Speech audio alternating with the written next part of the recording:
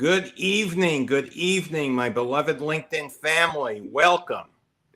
Today's guest on my 5 o'clock happy hour podcast is a man whose story, it reads like a modern day Exodus. It's a journey of heartbreak, hardship, and ultimately of divine redemption. Meet Dr. Alexander Alperovich, and he's the author of His Grace Was There. And it is a memoir that it just chronicles not just a personal odyssey, but a spiritual awakening from God that's forged in the fire of unimaginable trials. Now, Alex, he was born in Soviet Lithuania, and he was raised in the shadow of two genocides. His mother survived the Nazi invasion, and his father endured Joseph Stalin's brutal regime. Now, he was originally in an orphanage, and he was in a war-torn street, and he endured the iron grip of anti-Semitism and communist bureaucracy. Alex's early life, it was marked by persecution and pain. And he and his young wife, Marina, they fought desperately to escape the suffocating chains of the Soviet Union. They risked everything for a chance of freedom. They were labeled and they were harassed by the KGB, and they were denied the right to leave. Yet through it all, through the border raids, through the strip searches, and the fear of being forgotten, God's hand, it never, ever left Alex. Now, Alex, he arrived in America with 2 suitcases and a toddler and a dream. And against all odds, he rose to become a very renowned interventional cardiologist. And he was saving lives every day. But his miracle, it wasn't just professional, it was spiritual. His book is a testimony that God still saves souls. God still delivers people from Egypt and still makes a way in the wilderness. So please join me in welcoming a man whose life proves that grace is not just a word, it's a force. Welcome, Dr. Alexander Alperovich. How are you? Good. How are you doing? It's so good to see you. Now, Doctor, your memoir, His Grace Was There, it just reads and feels like a movie, only it's real, it's raw, and it's deeply human. When someone finishes this book and closes the last page, what do you hope sticks with them the most? Well, first, David, thank you for such kind introduction. The quick review of my early years, which is I describe in some painful details in the book, and the life is actually very interesting. How it happens and how everything reflects in the changes while you're growing up. And until recently, I didn't have much time to reflect. And then I realized I need to think through this, and did some research and talked to my family and some other research sources. That's a fruit of my work. So I put it in the book.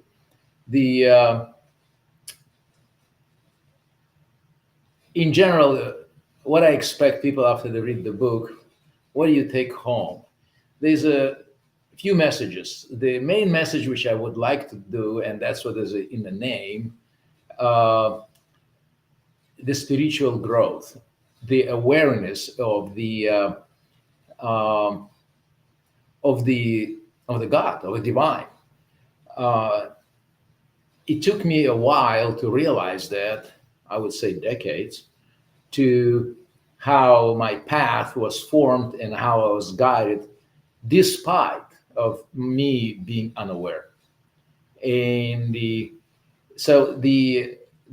goes through the book and shows the reader that line going through how from the person who I was educated and brought up in the society, which is deeply uh, anti-God, atheistic.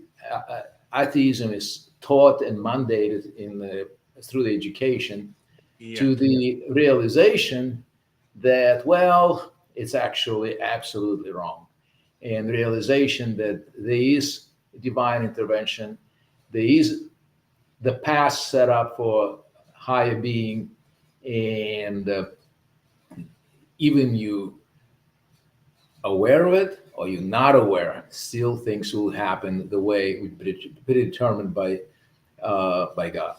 And this is the big part through the book, showing and illustrating those examples. Then, when I was aware, when I was unaware or less aware, how things were happening miraculously, which I was not even aware, and I knew I wouldn't be able to do anything myself. It's definitely above and beyond of my abilities and possibilities. So this is a kind of a main message. There's another message also is there of the hope. You never give up. You never give Yeah. up. No matter what adversaries life throws at you, you've got to keep trying, pushing, and search and thrive. Try to thrive as much as you can. A lot of bad things happen in life, and I witness not only in my life but in life of my patients, through thousands and thousands of stories I've heard. People who continue to fight, persevere. This is the people who get that satisfaction and that knowledge that I've done it, I made it despite of the adversaries, despite of whatever life threw at me.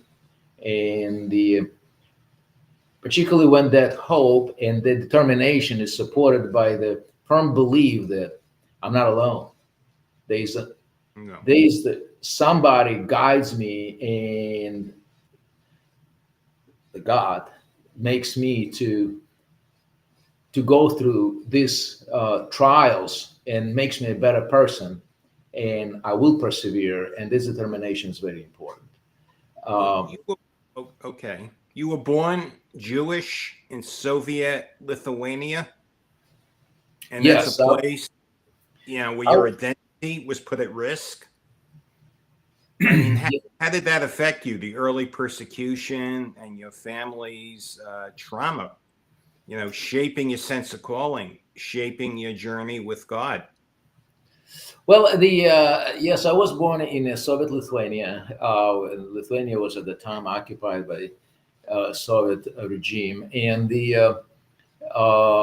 my parents always taught from very early years certain things we don't talk outside our apartment.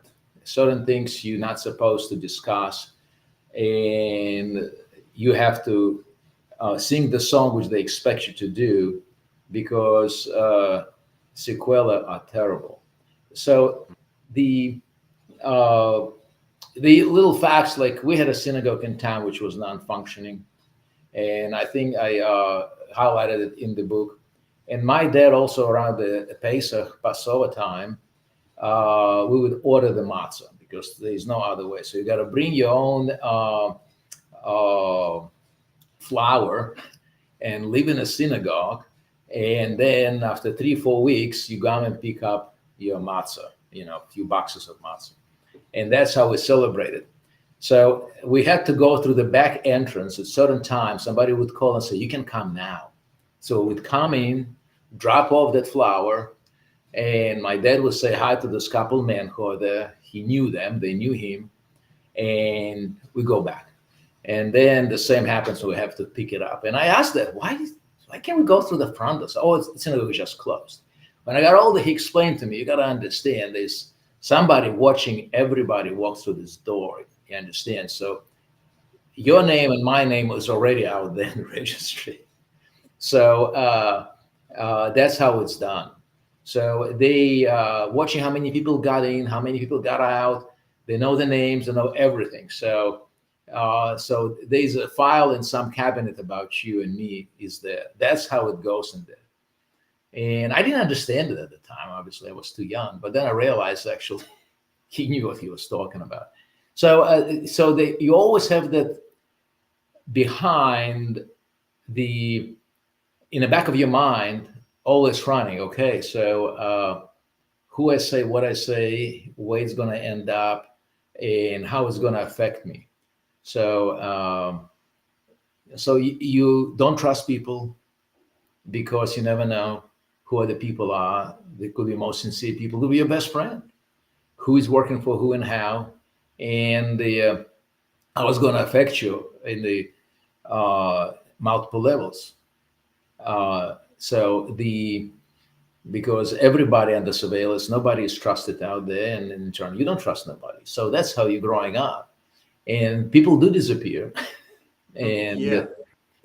people persecuted for smallest thing. They're getting many years of the jail time, and you wonder what happened. Person not a criminal, but that's how the system works, and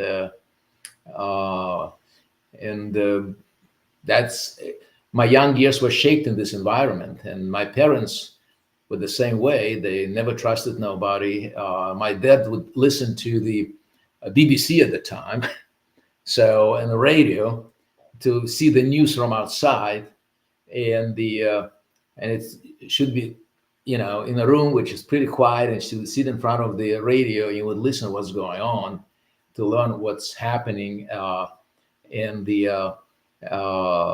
But you told me you can't tell anybody that I'm doing that. I was like, really? BBC, even from all the places? Yeah, it's the law, right? It is, yes, because what the Soviet used to do, they would suppress the station signal. So the signal would not come through. So, and sometimes like Voice of America was another one. Voice of America was impossible to hear because it was suppressed. BBC on and off, depends what they were talking about, I guess. So that's how you growing up in this kind of environment. You very acutely aware of regime and what they capable of, and how they monitor everybody, and a lot of life examples of people persecuted because of that. For listening. Just listening to the radios, yeah, you can lose a job very easily. A job is everything. Synagogue. That was illegal also? Say again? Going to synagogue was illegal? Oh yeah, synagogue was closed, and when people were meeting for service, you would never know. It was just a very small circle of people would meet and they pray but that was very illegal. That would be conspiracy right there. Wow. So you escaped, right? Yes, growing up, my dad always was talking about us. We got to leave this country. He never didn't have any illusions about it, and mom either, because the family suffered so much. He's part of the family. Stalin did a very good job exterminating them, putting concentration camp and accusing them in all kind of heinous crimes, which they never did. The only crime they did, they were believed in communist ideology and wanted to help to build this ideal society. And the Stalin showed them, okay, let me show you who's the boss here and what I really think about you. So he put him in concentration camp and executed, and his aunts then were in concentration camp, which was invented by Stalin, not by Hitler. Hitler only just perfected it. So he put them through that and ruined their families. And those aunts shared some stories with us, not a lot. It was very painful for them, and they were definitely had a lifelong scars from that. So we were well aware what they're capable of. My father was close with his family, and so he heard a lot of stories. And some of the stories we told because one of the aunts his were closer, and she was telling some stories, even though she was a teacher and she tried to kind of sugarcoat it a lot of times. But she went through concentration camp herself 5 years, and she had quite horrible memories about it. And I'm sure she didn't tell me everything, but what she told me was plenty. And I was close with my grandpa and both grandpas, as a matter of fact, and the oldest, my father's grandpa, who was slightly older, who went through Nazi concentration camp. And but I mean, you say Nazi. I mean, there was no difference. no, Russia or Germany at that time, right? I mean, they put people who believed in God, godly people, in concentration camps. Right. I mean, I think we more aware of the Nazi exterminating Jews. 6 million Jews were exterminated by Nazis, but less known the fact that Stalin exterminated 20 million people. So the same methods, maybe no gas chambers, but if you put the conditions where survival is unlikely over 6 months, the result is the same. You in Siberia working in horrible conditions, and all the illnesses out there, typhoid fevers, and you name it, and subhuman conditions to live. People don't survive. It's not surprised. So the purpose was the same. Get rid of people who we want to get rid of. God. Yeah, particularly who believe in God. So there was a multiple lines of people who Stalin hated. There's a Hitler. I mean, the same. They're made from the same cloth. And he hated Jews. He hated religious people. He hated anybody who had any aspiration to be advanced in political, could be a threat for him politically. So he hated a lot of minorities like Tatars and some other minorities in the world. He did the same as he did with the Jews. When Lithuanians got occupied, members of the Lithuanian army ended up in the concentration camp by Stalin, and their families were also all sent to Siberia. So he just really used very broad criteria of people who needed to be exterminated. And you escaped. But I escaped in reality. So when the time came and the Brezhnev cut the deal with the U.S. about the allowing Jews to leave, we decided that's a chance. We got to get out. And was it easy? It was very difficult. It's very difficult. It's not like I'll buy a ticket and get the visa and see you later, guys, and I call you when I land.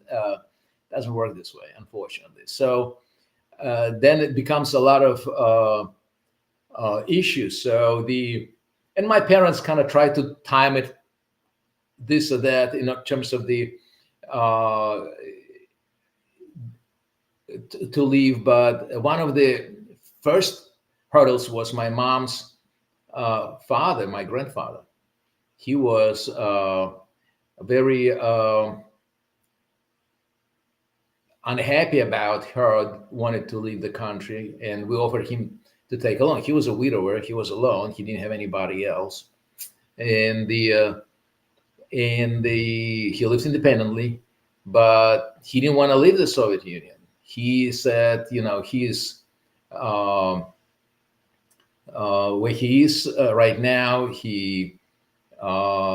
Life is not perfect for him, but he's content and he doesn't want to leave.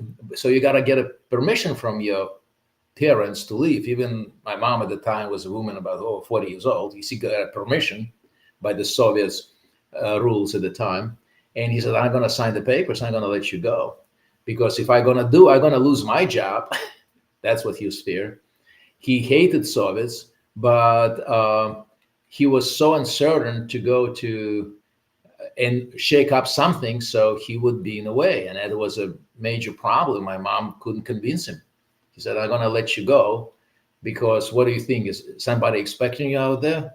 He was afraid to take chances. I mean, this man suffered a lot from both sides, and whatever he had in his hands at this moment seemed to him that's okay right now, and I don't want to shake it up, and you're not going to do it either. So until he passed, we couldn't leave. Oh, So okay. Fine. You finally left. You were harassed by the KGB. You were strip searched. Your daughter's teddy bear was cut open. I mean, can you walk us through those moments and this journey? yeah, it was a lot of things were happening, which is at that time, I think looking back, I realized there was divine intervention in a lot of ways. The way how we got through the border, how I forgot my all the important papers, and the trip back, which I didn't think I'm gonna make it, but it just happened. And then eventually was a great moment. We got to the customs, and they did the search of us, suspecting that we're taking out, I don't know what they were suspecting, I guess some gems. And then when we already got out, and here we're in Poland, we had to change trains in Warsaw. So we got on the train, and we so excited about the freedom is coming. Just next morning, we want to wake up in Vienna, Austria, be out of this commies. On the border, the Polish I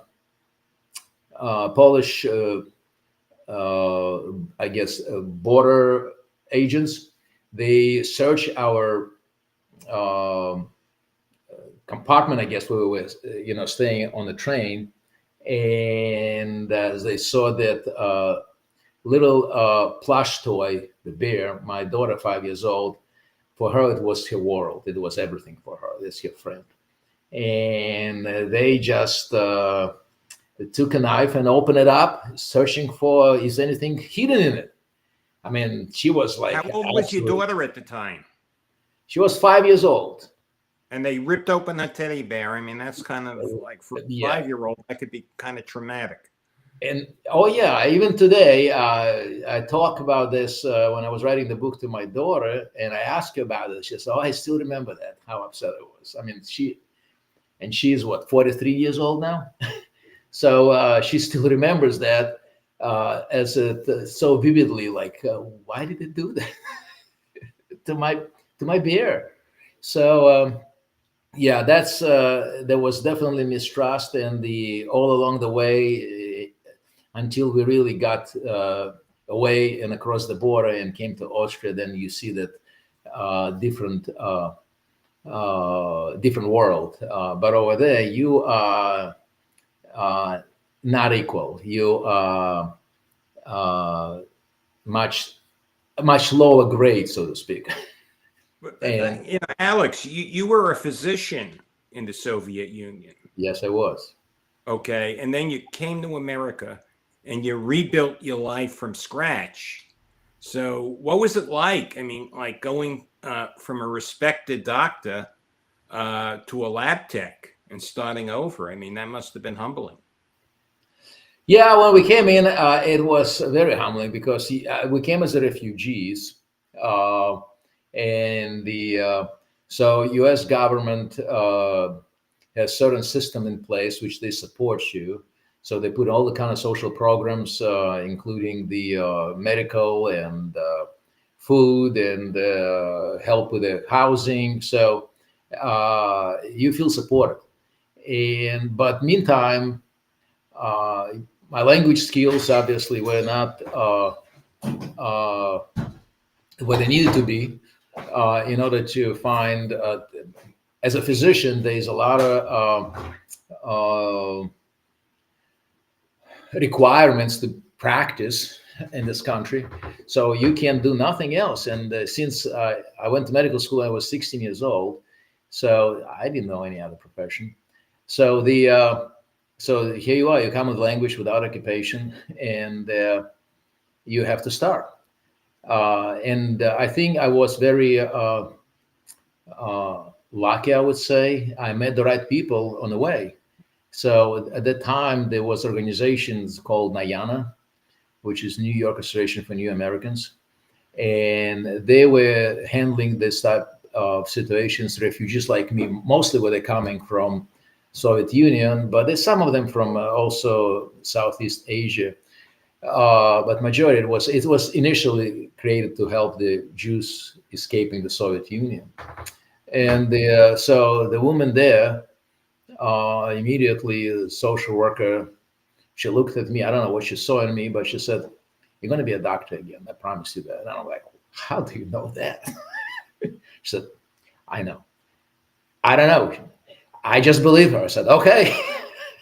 And so she made sure that I got into the proper place course. So the organization helped me with the textbooks and the paid for the exam and the so and they helped me with the work. I mean, because I tried to find the work was very hard to find anything, but they helped me to get a work at Mount Sinai in the hematology lab as a phlebotomist.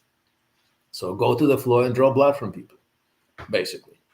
Minimal language skills you need, and they had some contacts there who they're very sympathetic to people like me and the director of the lab. So yeah, send him over. We'll see how he does. And so I got a little part-time job, and the rest of it I was studying, 60, 70 hours a week, trying to get my initial test in order to get eligible to start postgraduate training in the United States. Practicing So here. Yeah. yeah, so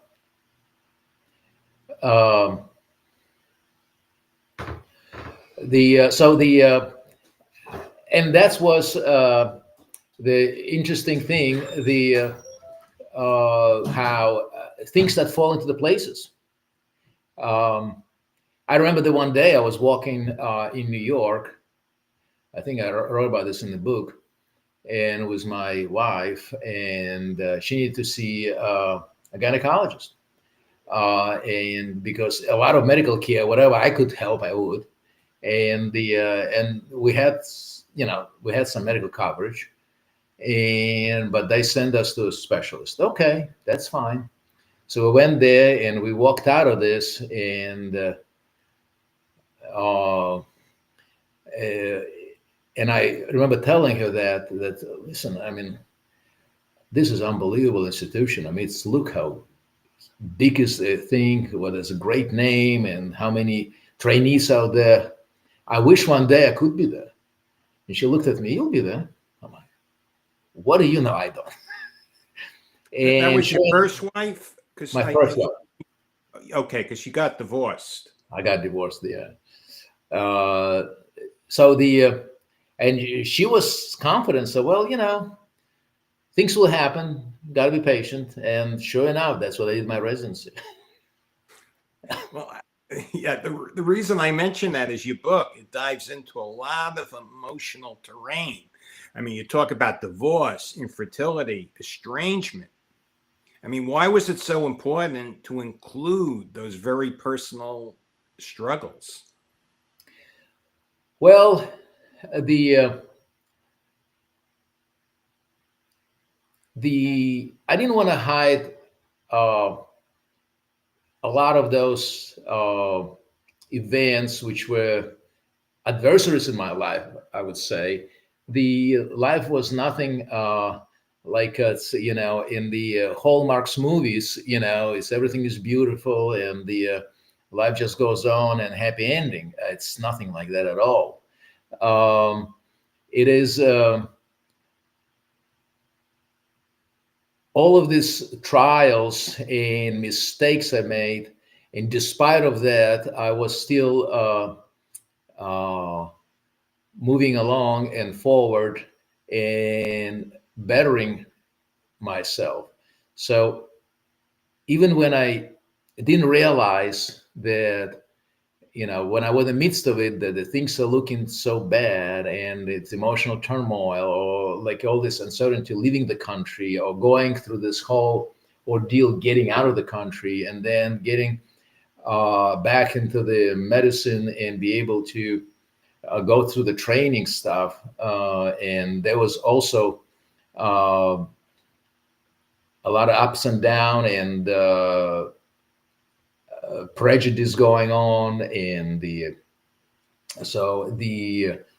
a lot of misunderstanding. Despite of all of this, I was still moving along and finding myself better on the other side. Meeting people who I would never even dream about meeting people along the way, who were willing to help me, and who would see something which I didn't see, and they would do it to my advantage. And thinking about this now, I think it is not coincidence. It's, coincidence can happen once, twice, but it's not coincidence. For some unknown reason, right people show up and willing to do something for me. People who don't know me from Adam, and they're willing to move things for me and open that door. And that's what I think is that divine intervention. The people willing to do things for me, not even Yeah. knowing. They don't know I, who the heck am I. I mean, this is some foreigner with an accent who is uh, trying to do like $1,000. and you, sir, you went from being an atheist to a devout believer. I mean, that's not a small shift. So Yes. when did your faith become real? Well, through the years, I think that I start realizing those things. That it's not all coincidental, and there's got to be uh, the grace involved. Uh, Somewhere along the line, around the early 2000s, probably around 20 years, and the 20 years ago, even prior to that, I would say I started going to synagogue on high holidays and felt its presence. I remember joining synagogue in Florida, although I was not the only high holidays type of synagogue person. But at that time, I remember conversation with my ex about that I think this whole atheism and atheistic training engraved in my head, it's all baloney. There is definitely divine presence. It is there. A lot of things happening in my life, I start thinking at the time, is not coincidental. There's a purpose for me, which I don't know, but I'm not entitled to know either. I'm not a God. And I remember she was kind of skeptical, very skeptical about it. She's not a believer. She never was, and she was judgmental about That's your first wife. my first wife, right? Right. And So when she was. you were going to synagogue in the Soviet Union, you were just going more as a ritual as opposed to really believing? Initially, yes, but I had a couple of friends who were religious Jews. One of them was a neurologist, and he said, "Alex, you got to join a synagogue. I mean, you got to think about it." Then I remember I was going to therapy, and my therapist says, "Let me introduce to the rabbi. Uh, why don't you meet with, this is my good friend. He was the not Lubavitch, but he was conservative rabbi, a very nice man."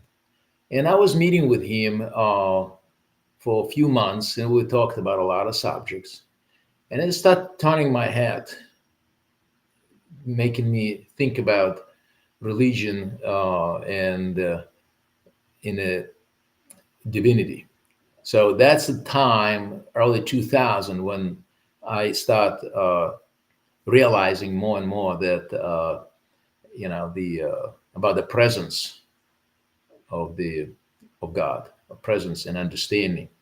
Um, so the that's a time when I start that shift, really. Uh, as I said, around 20 so years ago. So Well, and the it's a big that's shift. when yeah, it's a big shift. Yeah. Well, it's very gradual. Gotta say, it's old habits don't die easily, particularly when No. you're brainwashed.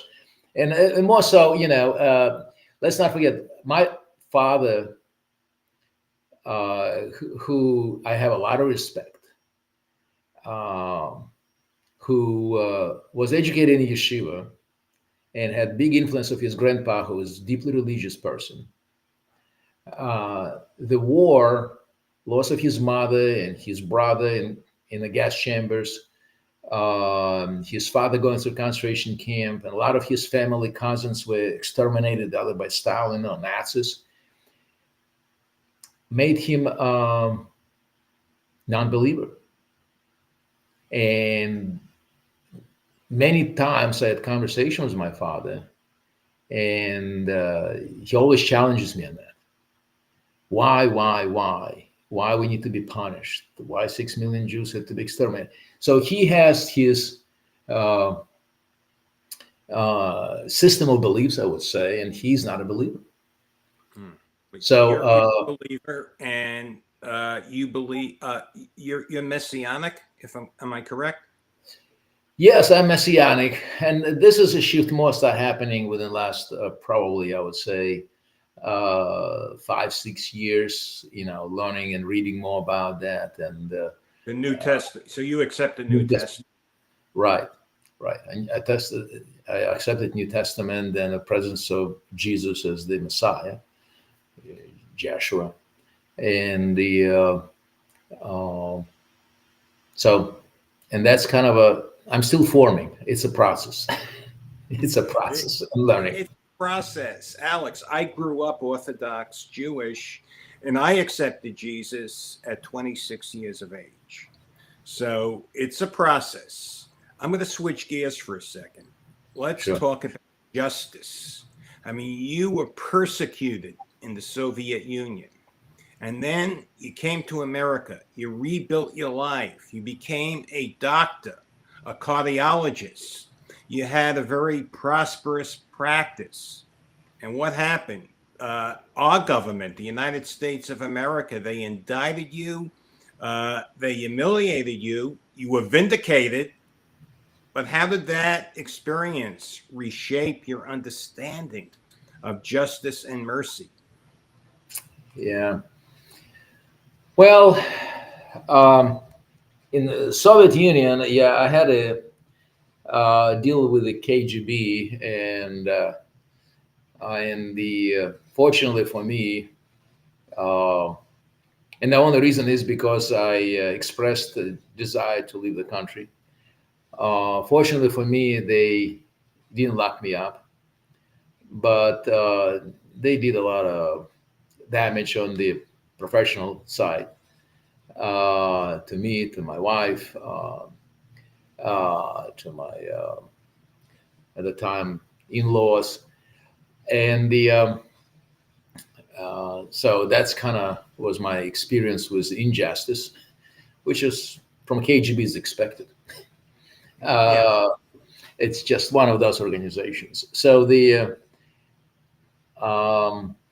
coming here, yes, I was able. I was successful. I was able to develop very good practice, uh, doing what I loved, what I dreamed about. Uh, Interventional cardiology is a very busy, very involved field, which requires long hours and continuous learning and improvement and adjustment because it's a very dynamic field. And then the it hit me. Federal government came with me and accused me of selling drugs all the And things. you were innocent. You were vindicated. I was innocent. Yeah, I was accused, indicted on the indictment read that it was a conspiracy to distribute um drugs, essentially. Hmm. That was an indictment, which involves minimum of 10 years of incarceration if you convicted, and up to $1 million fines, and of course forfeiture of all your assets. So it was that was the heat. So it turned out to be nothing even close to that, and it took me 5 long years of litigation, and the federal government dropped this. However, how it works in the system, got to be something wrong with me, right? So, and I was explained that my best bet, you do the plea deal and to something very, very, very light, which But is you were vindicated of selling drugs. I mean, I the was big. vindicated on that. Definitely, there was nothing about it. It was just the. Uh, it's a part of the campaign that sticks really well. So then you try to. We'll figure out later. Basically, that's kind of a But the approach was. emotional toil, and then you were married again to your second wife. And three young It children must have been and very two hard on houses. you and your family. Yeah, it was horrific. These accusations when they came in, and for first year we couldn't get any traction with the government. It was an ordeal. Despite I had very very competent lawyers who definitely knew the game and knew all the ins and outs, and it took over a year and a half to two we start seeing some traction with the government that, well, it's not exactly what it is. So yes, we're And going to try. they don't want to admit they're wrong. Of course, they're never wrong. They're never wrong. They always right. And that's kind of a, without going into all the intricacies and boring people with all the how the system works, and what is going on in the federal justice system. My attorneys, who very experienced people, told me, you need to do the plea deal and close the chapter and move on. To something minor. Let's Something like move on to something very positive. I might be pronouncing this wrong, so correct me. You pioneered, is it venomous intervention techniques? Am I pronouncing Venus that right? intervention. Yeah, I can't say that I was the first, but I was definitely among the very few uh, people out there who start uh, doing this type of interventions and developing treatments and the approaches to the treatment of the venous disease, like blockages in veins and lower extremities. Okay, I was going to ask you because most of my viewers are not going to understand what that is. Could you give the novice a little, simple explanation as to what that is and what you pioneered? Yeah, the thing is, in the body there is obviously the plumbing system, which blood circulates inside the body.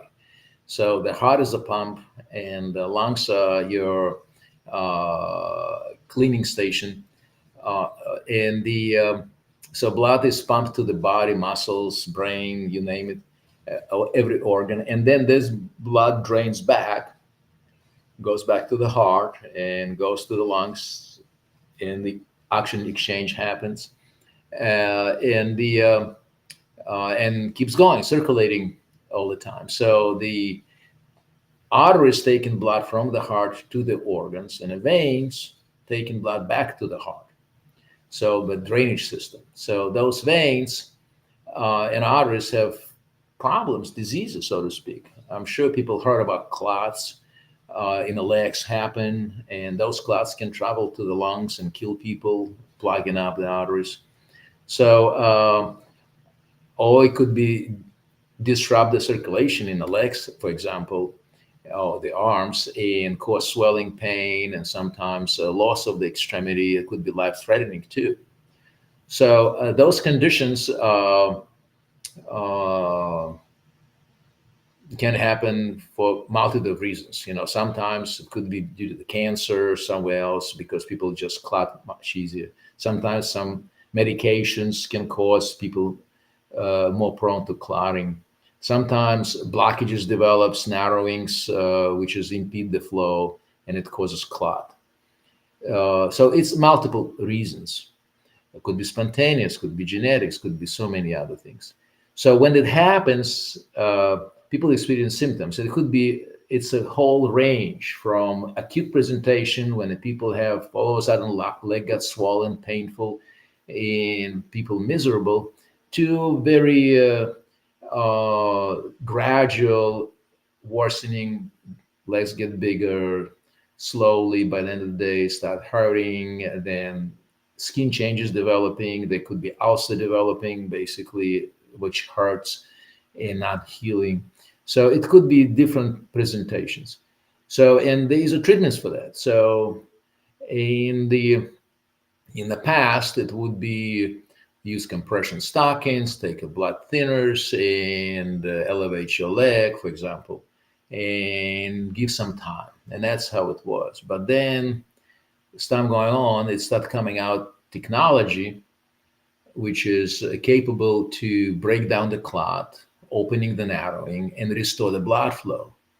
And that accelerates the healing or prevents the damage, irreversible damage, or catch those clots, not let them travel, let's say, to the lungs and cause a lot of life-threatening conditions. So, and those interventions are done in the past would be surgery, but it was very involved with a high risk. But then technology started moving forward and develop what we call endovascular systems, which you go inside the vein with a special tiny little tools, and you either remove the clot or you inject special medication, break it down and suction it out, or you put some systems like called stent, which is basically a scaffold which keeps the vein wide open, not the artery, but the vein.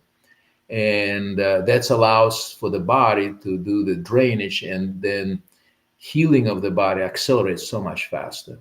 So by restoring the blood flow to as close to normal as possible, you allow the body to heal. And of course, you're giving proper medications to help, and it's the whole system.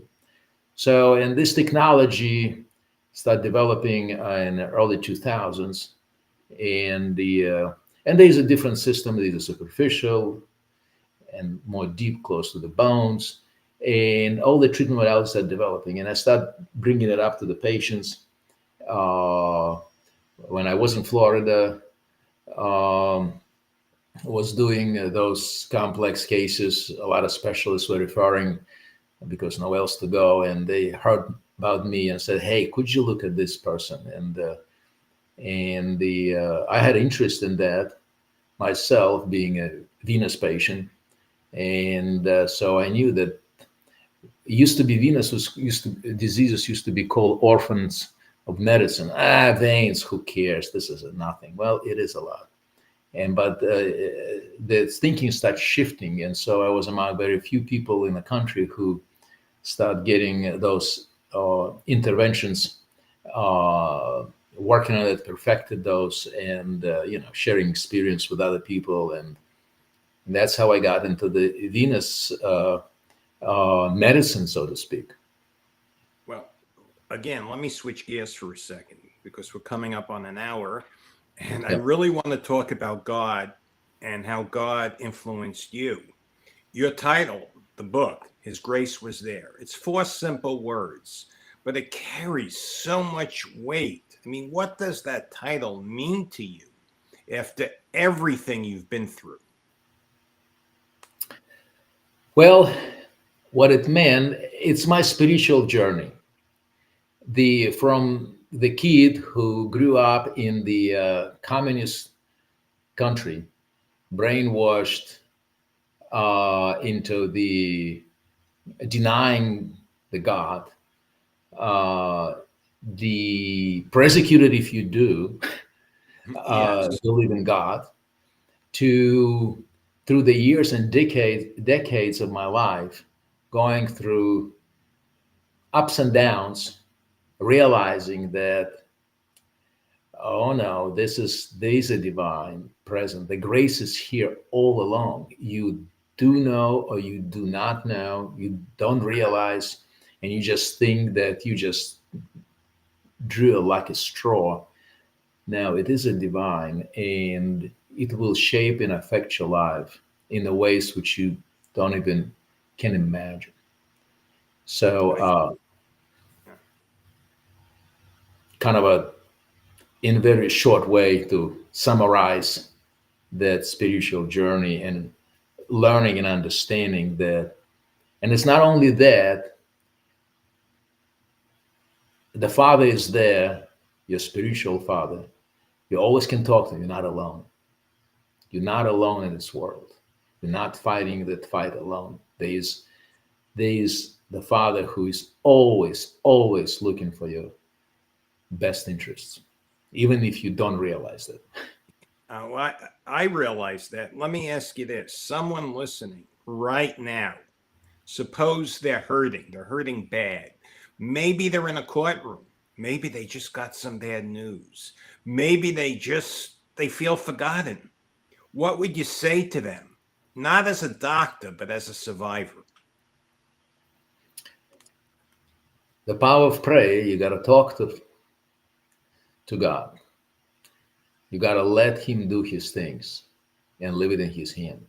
Because many times we don't see the way. Many times we lost at sea, so to speak. We just don't know. But you got to trust. You got to trust that God has your best interest in mind and will get you through the storm, will get you where you need to be.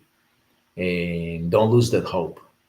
Even if it doesn't look good today or tomorrow, it's still coming.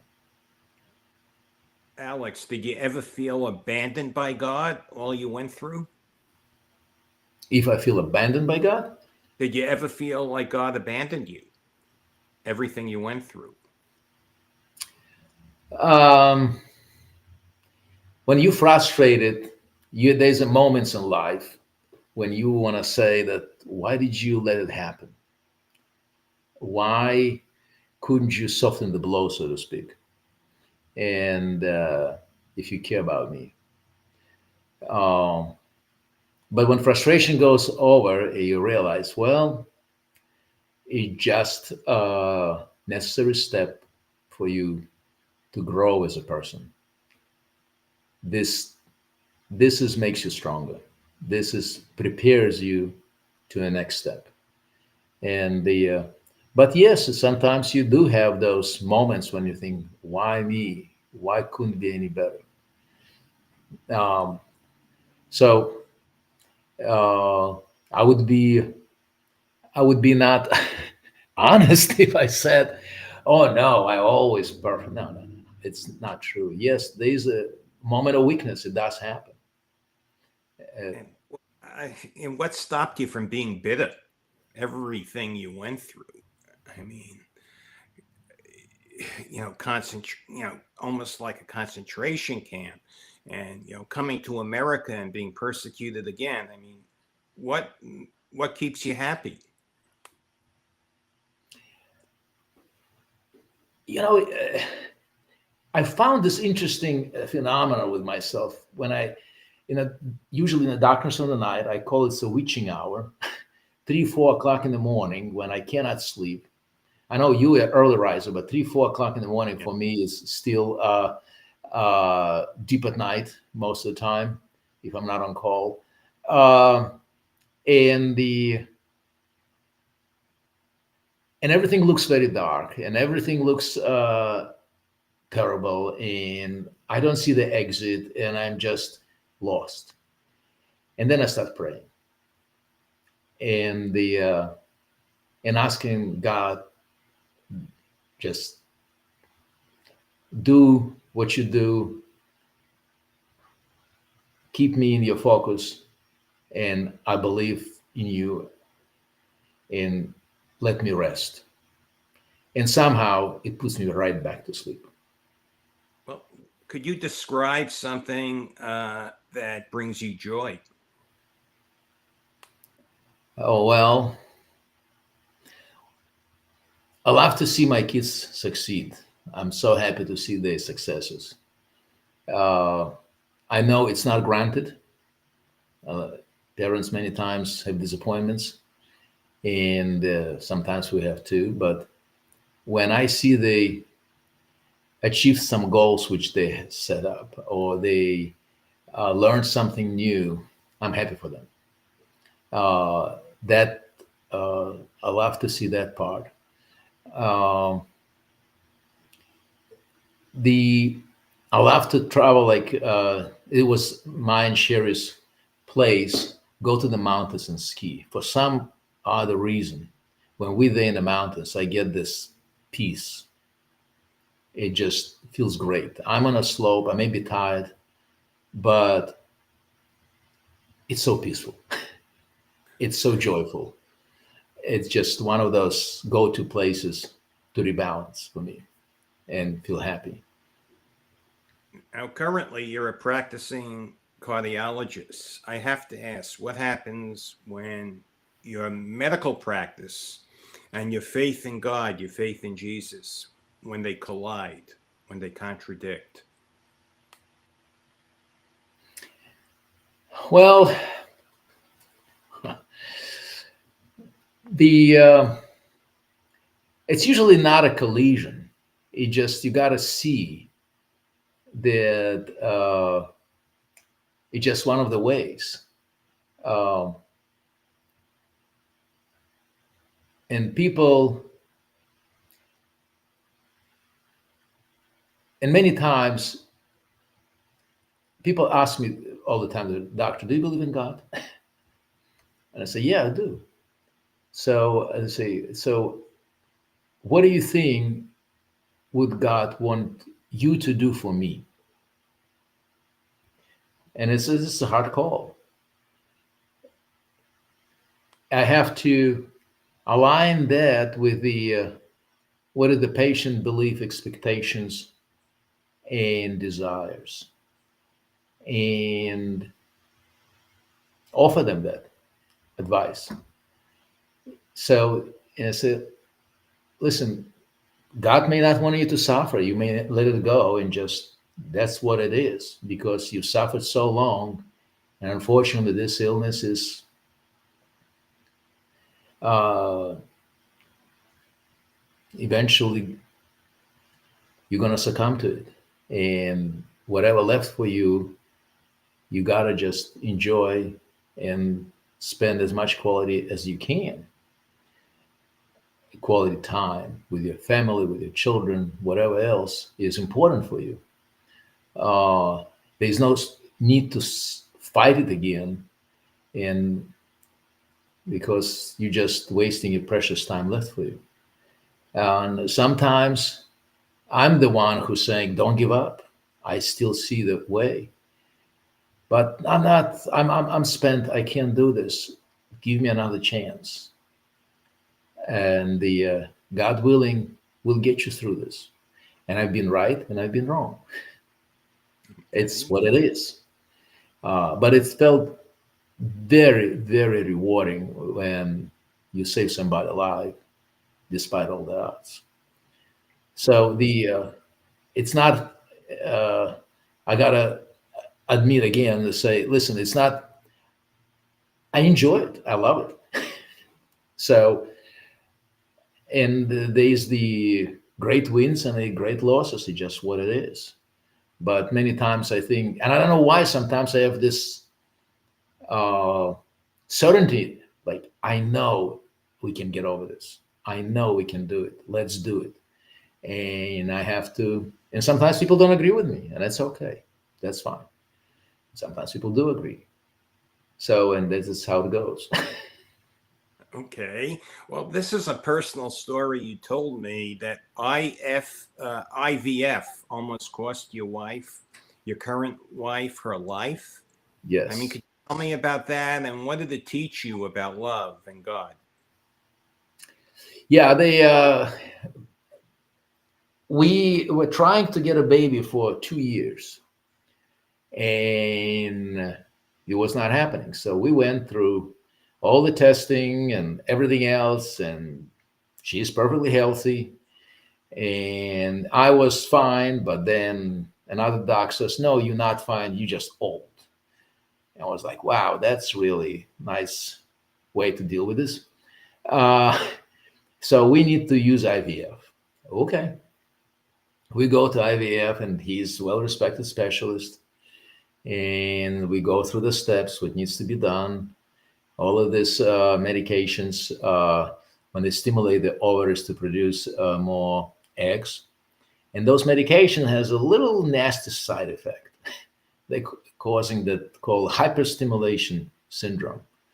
When this ovary is overstimulated and start throwing into the body all kind of hazardous material, so to speak, or substances which are dangerous and put your body into the complete havoc, and it can kill.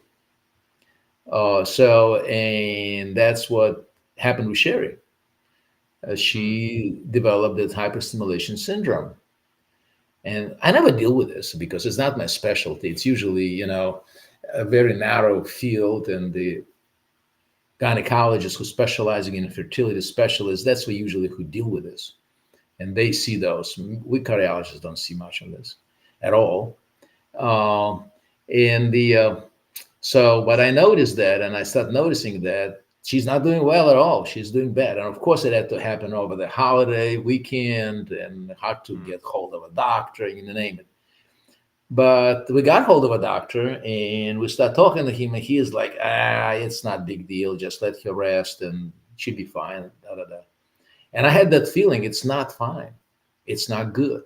What's going on? It may be bad. So I said, okay, don't worry about it. I'll take care of it. So and I read up as much as I could within a very short period of time about this syndrome and treatments, and talked to Sherry, and basically said either we're going right now to emergency room, uh, or we not going to end up real well. So she didn't want to go to the emergency room. She asked me. She said, "Can you take care of it?" So well, I am an expert, but not in these things. But I understand what's going on, and I'm I can treat you, but it's going to be my first patient. It's you. Somehow she believed me. She said, "Just start it. If it's not going well, we're going to the emergency room." And so here you are at home. I'm basically opening the hospital and starting the IV, giving medications and whatever else needs to be done. And fortunately, she responded within a few hours. We start seeing she started getting better, and we didn't need to go to the hospital. And then all settled down, and it was just a bad dream. Well, A few days and you later, had a beautiful son. and we had a beautiful son. Yes, healthy, no problems, everything well, very well. And after that, we had two more without IVF, and I still waiting for my rebate from that infertility doctor because Good I luck. told him nothing wrong with me and her, but whatever. Well, good luck at that. I have two more questions. Okay. To the person right now who's experiencing rock bottom, speak to them.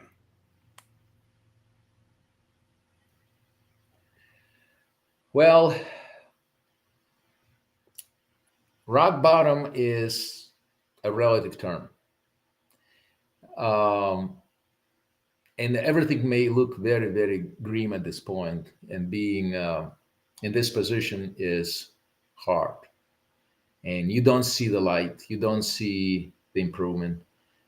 And however, you gotta let God do his deeds. As soon as you have that faith and belief that it will turn around. It will get better. It may not going to be easy. It may be not what you expected.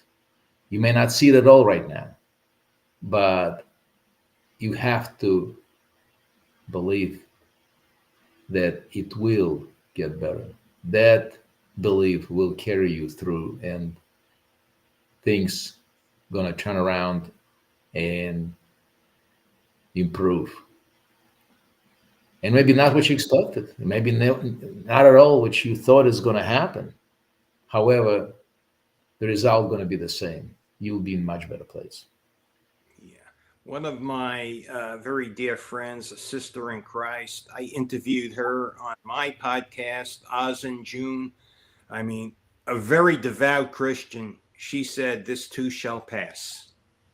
And during those dark days, and when things don't look good or if I'm a little down, I just remember her words. This too shall pass. Alex, what's next for you? Any more books, more stories to tell? Yeah, I'm actually preparing to, working on the drafting the outlining for the book, which is at this point I want to get a little bit of a less personal, but more of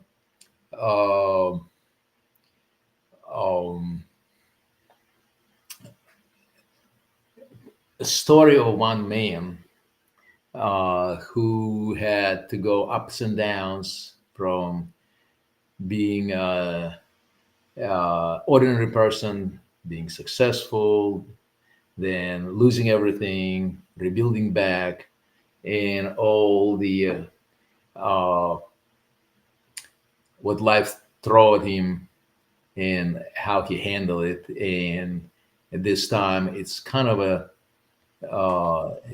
he tells the story to somebody younger about his life, and which gives me more freedom of the look at hypothetical scenarios and throw in all kind of twists and turns, so to speak, and give a little bit of analysis of that, and that type of book.